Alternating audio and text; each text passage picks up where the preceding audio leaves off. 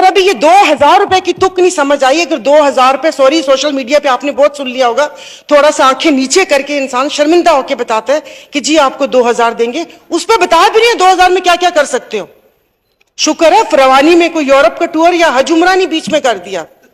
और जो film industry पे सब्सिडी दी है आपने, अगर वो हज पर दे देते, क्योंकि हमारे अब्दुल शकूर साहब बहुत ऐसे हाथ लहरा लहरा के कि मैं वहां पर गई थी, मैं वहां पर गई थी, तो कहां है? इतना साफ झूठ। यहां पर लोग वहां पर 9 लाख रुपए जमा करवा रहे हैं हज का, यहां पर आके कह रहे हैं कि वो मेरी वजह से उन्होंने पता नहीं 6 लाख या उतने कर दिया। फर्क तो कुछ भी नहीं आया। ये इल्जाम दर इल्जाम। लेकिन एक बात की मुझे खुशी है कि अगली दफा जो 2023 में इलेक्शन होंगे, कोई भी हुकूमत आए, मे भी इनमें से कोई आ जाए, या इल्जाम नहीं लगा सकेंगे एक दूसरे पे कि पिछली हुकूमत, देखिए पिछली हुकूमत में तो ये सारे थे। घप्पा घोटाला, आप कभी कराची आइएगा तो मैं आपको घप्पा घोटाला खिलाऊंगी, फिर आपको समझ आएगा कि वो घप्पा घोटाला है क्या। ये मतलब ये जो बजट है, अगर आप इसको गौर से देखें तो ये दरवाजे से दिया और खिड़की से वापस लिया, कान इधर से पकड़ा या उधर से पकड़ा, कुछ इस किस्म के फिगर्स में आपने अवाम को उलझाया हुआ है, बात कोई नहीं चल रही। आईएमएफ, मुझे समझ नहीं आती, वो हमेशा गरीबों की चीजों पे कट क्यों लगाती है। कभी आईएमएफ ने ये क्यों नहीं कहा कि आप लोग अपने खर्चे कम करें। आईएमएफ ने ये नहीं बोला, मैं किसी एक पर्टिकुलर जमात की बात नहीं कर रही, कि ये जो 10-10, 20-20 बंदे जहाज भरकर आ जाते हो अरमानी और गुची की चीजें पहनकर, ये तुम लोग मांगने किस मुंह से आते हो? मांगने वाले के तो इतने ठाट बाट नहीं होते। ये जो आई एम सॉरी 13 जमातों का एक घप्पा घोटाला बना हुआ है, इनको तो किसी ने नहीं रोका। ये तो आप बैठ के कोई चीज कोई रोकने वाला ही नहीं है।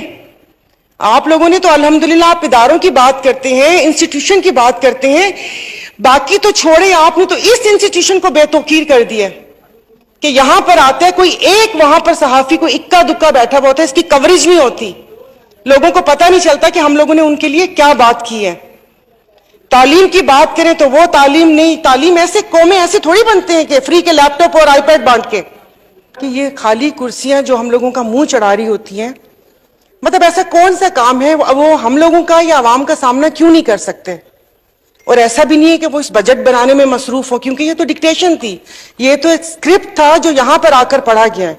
और ये मेरे ख्याल में आखिरी बजट नहीं है, ऐसे 10 बजट और आएंगे, मिनीज, मिडीज, माइक्रो मिनीज, सब बजट आते रहेंगे। तो जनाब स्पीकर, इसमें बहुत सारी ऐसी बातें हैं जो सिर्फ मफरूजों पर कायम है, जो इस बजट के अंदर है, उसका हकीकत से कोई ताल्लुक नहीं है, ना उसका कोई फ्रेमवर्क दिया हुआ है, ना उसकी कोई डिटेल बताई गई है। जैसे अब तो यही कहूंगी कि ये कह रहे हैं कि मुल्क चलाएंगे। इन 70 सालों में हमसे कोई इदारा तो चला नहीं है, मुल्क कैसे चलाएंगे? अपने आप इदारे देख लें, भले वो रेलवे हो, पीआईए हो, स्टील मिल हो, डिस्कोज हो, कोई भी इदारा उठा के देख लें कि कोई वो एक इदारा जिसको हम अपना वो समझे कि ये एक संगे मील है, ये हम लोगों ने बहुत अच्छे तरीके से चलाया। हर इदारे का तो बुरा हाल किया कि वो पाकिस्तान के लिए यही है कि जिसको भी मिला उसने अपने हिस्से का नोच लिया। खाना तो फिर भी थोड़ा तमीज का लफ्ज है, नोचा गया है ये मेरा पाकिस्तान। और पिछली गवर्नमेंट के ऊपर जितनी भी तनकीद हुई है वही सारे काम इन्होंने किए। तो जनाब स्पीकर, मेरे ख्याल में अभी जो कल एक वजीर साहब का भी बयान आया था, चाय की प्याली एक कर दें, तो मतलब अपने खर्चे क्यों नहीं कम हो सकते? अपना प्रोटोकॉल क्यों नहीं कम हो सकता? जनाब स्पीकर, आप ही सुनने वाले, आप ही को कह रही हूं, क्योंकि ये लस्सी पी हुई है, इन्होंने सही में लस्सी पी हुई है, सोए हुए।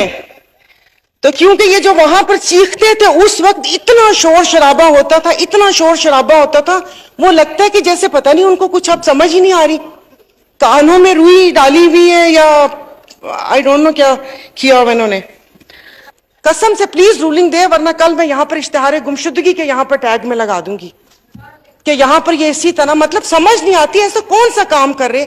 इन कुर्सियों में क्या है कि जो आप इख्तिदार पे आते हैं आपकी गर्दनों में इतने सरिये आ जाते हैं कि आप इंसान को इंसान नहीं समझते।